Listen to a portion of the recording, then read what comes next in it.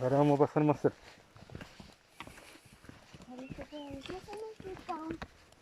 Carpintero, un pájaro que pica las ramas, Los troncos. pica los troncos, Y saca los bichitos con su lengua. pica los troncos.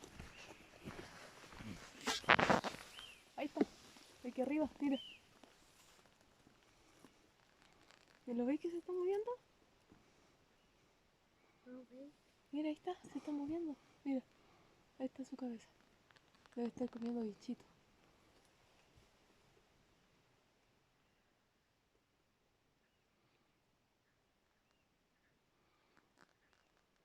Ahí lo alcanzo igual a captar, pero no se ve tan bien. ¿Le saco con la cámara?